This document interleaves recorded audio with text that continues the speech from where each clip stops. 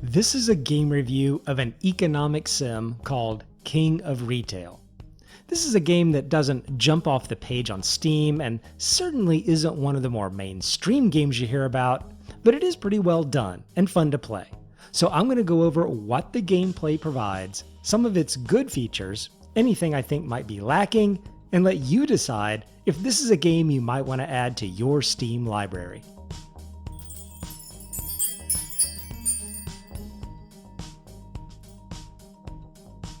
The premise of this game is that you are trying to start and grow your own retail business, starting with basically nothing and trying to work your way up to becoming a major kingpin of retail. Retail being the buying and reselling of goods. You can play the game on two modes, one being the buildup of a single store and the other being more of a campaign, where you can progress beyond just a single store to have 2, 3, or more stores, creating a chain of stores, assigning managers to help run each store, and even work against other AI competitors on the map that are vying for the same share of the market as you.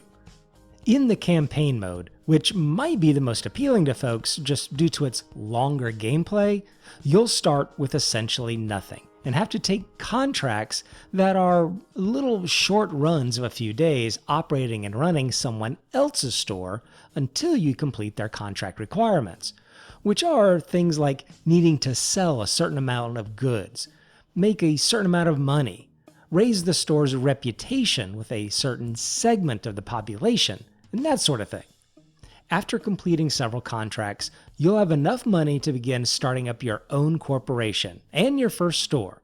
So with that as the basic backdrop for the game, let's talk about some of the game features and things you can do during the playthrough. You get to select what kind of store you want to have from a provided set of good types, known as concepts.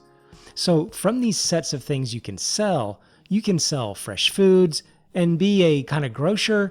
You can sell beverages like a beer and wine store, sell either men's or women's clothes, again with some variety of selling shoes or shirts or pants. Or you can sell electronics, being either computers, tablets, or phones. Now, within each of those sets of goods, you do have a decent variety of things to choose from. For example, with men's shoes, you'll have several brands of sneakers, several brands of casual shoes, dress shoes, house slipper type things, and each with their own characteristics of quality, fashion, and overall price. Now, with these characteristics, you're going to try to match those across around a dozen different types of residents who also value different types of characteristics depending on which are the most important to them. For instance, a farmer wouldn't place any importance or be drawn to goods with a high fashion value, whereas a celebrity would want things that are exceptionally fashionable. What kinds of residents you have coming to visit your store is determined by where you are on the map and where you decide to set up your store. Different areas have different kinds of people living there. Pretty straightforward. Now you get to set up your store any way you like it. You get to choose from different kinds of fixtures, set which goods you want displayed where, choose what kind of register you want, and even the delivery and storage containers. You can position these items anywhere you want in the store or stockroom, and you even have a little break room for your employees to get decked out. You get to decorate your store with different paints, floors, and signs that you can custom create and place around the store. As I understand it, signage can also influence your residents and create some hype around various products you might be selling, which includes sale signs, which certain products can go on sale if you're trying to get rid of some stock. And you do need to get rid of stock from time to time. The game seems to have a fair bit of internal economic dynamics, and certain products will come into and out of favor with your customers. Some things they seem to always like and want to buy because they fit so perfectly into that characteristic profile I mentioned, but other items they grow tired of after a while. So you'll need to monitor what's selling as a hot commodity and what seems to have fallen off, and rotate out those goods with something fresh and new. In my current grocery store, the customers definitely will jump onto a new vegetable that they haven't had before. There's also marketing and advertising you can do. Marketing is like creating different blog posts and things to increase the popularity of your store with a given population. Advertising is placing an ad in something like a newspaper or magazine. Advertising costs money, but can have a huge impact on the number of people coming to your store and your sales while the ad is running. Really, to the point of needing to make sure you got all hands on deck with your staff to handle the extra influx of sales, and needing to purchase a little extra stock of goods to make sure you don't run out halfway into an advertised day. I've had my stockrooms completely drained and the shelves stripped completely bare, so advertising does definitely have an effect. You'll also have to hire and manage staff. I don't think it's really possible to have a store of much size and popularity without having a fair number of staff to help run the place, like stock the shelves, run the registers, help promote one-on-one sales with customers, and even try to catch shoplifters. So what do I think about this game? It is pretty addicting in that you're always drawn to run another day in the store and try to squeeze out a little more profit. There's lots of little goals and progression, whether that be something small, like to add another couple more displays to your store to provide another product, or bigger things, like adding a whole new product to your store to start selling beer and wine along with your fresh vegetables, buying more floor space, and moving walls around. And yes, the stores themselves are completely configurable. You can also have really big goals like buying whole new stores. So there are different things to work for in the game, which feels good.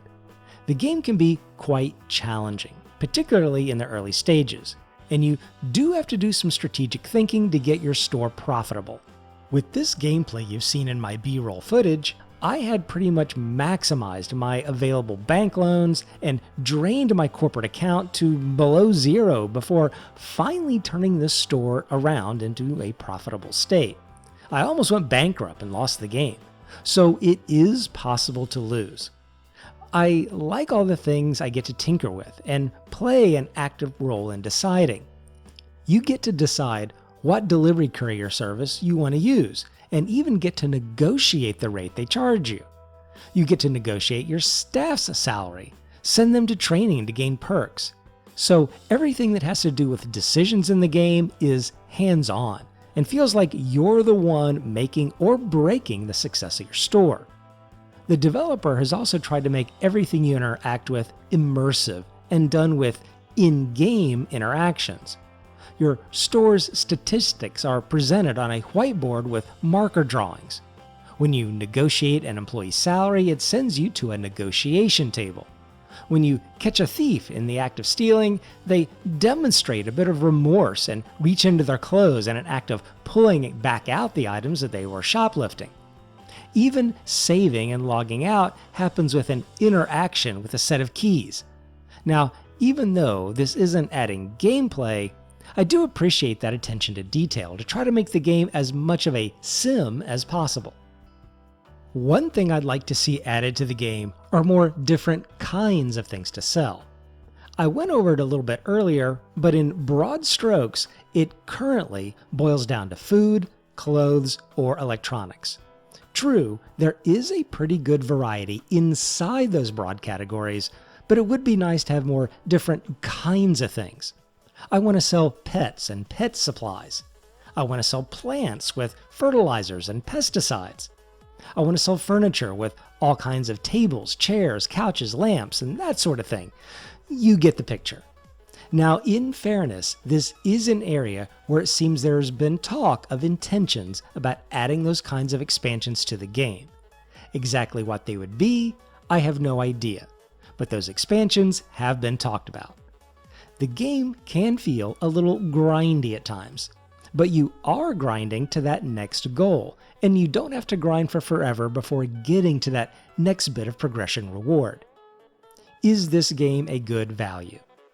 At $15 US, it feels like you get a lot of gameplay hours for the money, and it is a game that you can come back to after a break and start again with a fresh playthrough. Is it a daily driver? Probably not, but you can certainly go through several days or a few weeks of addictive play before feeling like you want to move on to something else. Is it buggy? I've picked up on a couple of things, but nothing too overly destructive to the gameplay. And in truth, it's hard to distinguish between a bug and a bit of variability the developer has intentionally baked into the game, like a delivery that should happen before the store opens, occasionally arriving an hour or so late. Now that I've had a little over 70 hours in the game, I felt like I could give it a fair review and provide you with some good game information. Give it a like if this review helped you understand more about this game, and leave a comment if you'd like for me to do more game reviews. See you next time.